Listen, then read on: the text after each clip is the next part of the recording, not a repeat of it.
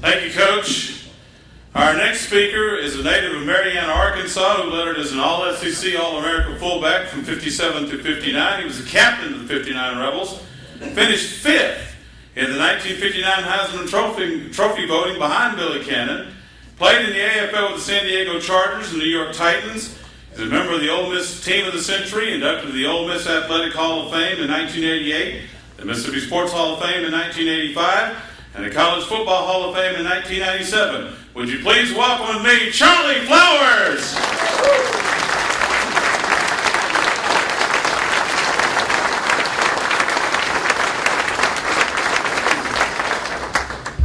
Like Warner said, it is great to be here back in Jackson and visiting with so many old friends that we haven't seen in a long time, and Billy and Coach Diesel. Haven't seen Coach Diesel since he coached Billy and me in the Hula Bowl. And I remember flying down with him, and I thought, my goodness, he's got a good-looking daughter. He wasn't his daughter, he was his wife. And she's still beautiful. Another funny little thing, maybe some of y'all have been to New Orleans to the old Absence House bar. Great bar. Had a round sort of a table and had a bathroom back there. And so I went to the bathroom. I looked up, and I'll be damned, there's a picture of me missing Cannon on that run. Well, when I came out of the bathroom, the picture was not there anymore. And I told Jimmy Moran, I said, Jimmy, if you want to save some money, don't put another one back up. Because I'll make a special trip down here to get rid of the dog. Now, at the risk of sounding petty, I was watching us play Alabama last week, and they beat us like a borrowed mule. I mean, they wore us out. And I thought, you know, I haven't seen a whipping that bad since the Sugar Bowl in 1960 when we played LSU and beat them 21-0.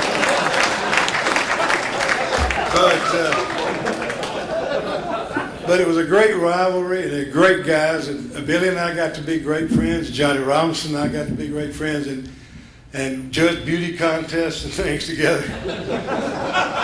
Well, that was a treat. But anyway, it's been a great rivalry, Ole Miss and LSU, and as far as we were concerned, it was the rivalry. I mean, we wanted to beat Mississippi State. We weren't too much worried about that at the time, but we were worried about LSU because they pretty much were the only team that could physically line up and play us. If anybody else beat us, which they didn't, by the way, and he was wrong. We did give up 3 touchdowns that year, not 2, but no drives. But anyway, so that made it a great rivalry when we play these guys, and we have such great respect across the field because they've got great athletes, we've got great athletes, and it takes a great play or that day when we just it was just our day. We played them 4 times, and we beat them twice, and they beat us twice. Nobody else even came close to that, to them or us. So it was a great rivalry, and it has been pretty much for the last 50 years. And I look forward to a great LSU game this next 2 weeks from now, 3 weeks from now. And appreciate once again y'all having us here. It's been a wonderful reunion. Appreciate it.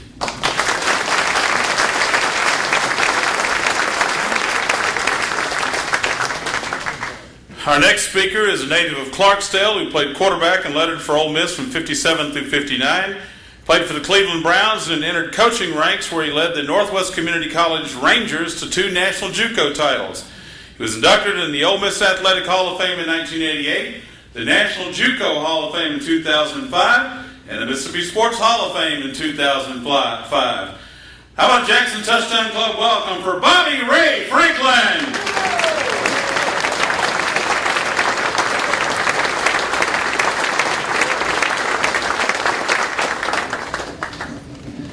My forte is not making speeches, but it really is a pleasure to be here tonight with this great group of people and with Coach Cannon and Billy. You know, back when we were in school, it's still the same thing right now. We hate LSU. I mean, that's just part of football. When we play them, we hate them. If you don't hate them, something's wrong with you. But after it's all over and said and done, we're really good friends with Coach Diesel, and I was able to meet him a few years ago. He's a lot better person than I thought he was.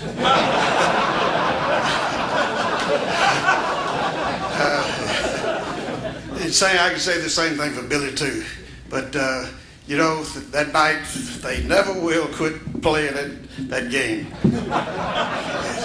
It stays with us. But I want to ask Coach Diesel and Billy, this coming February, after the Sugar Bowl, we're going to have the 50th reunion of the Sugar Bowl, and will y'all come back again one more time? Can we count on y'all coming back? We got a previous engagement.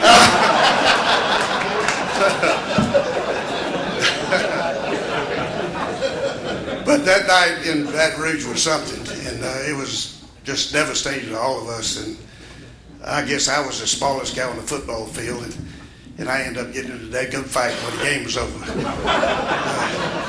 I was out in the middle of the field, and these three drunks, it was interesting. I don't know how they got on the field, but they were out there, and I was walking off with my helmet in my hand and crying like a little baby, but they were walking beside me, calling me crybaby. And I just stopped, ran back, and took about 3 or 4 steps and popped him right in the face. And he was sitting on the ground, and blood was coming out, and I was headed to the dressing room. We get to the dressing room, it go rocks, bricks. They had these windows above the lockers there where you could see and to get fresh air, I guess, what the windows were for. And rocks and bricks was coming through the windows. And after Coach Falk made his speech, why we lost, so forth, and everybody was trying to get dressed, and there was still rocks and bricks coming through the windows. So our fans, what fans we had there, they didn't have very many tickets for our fans. And I think they can prove that by that official that was running down the sideline stride for stride with Billy.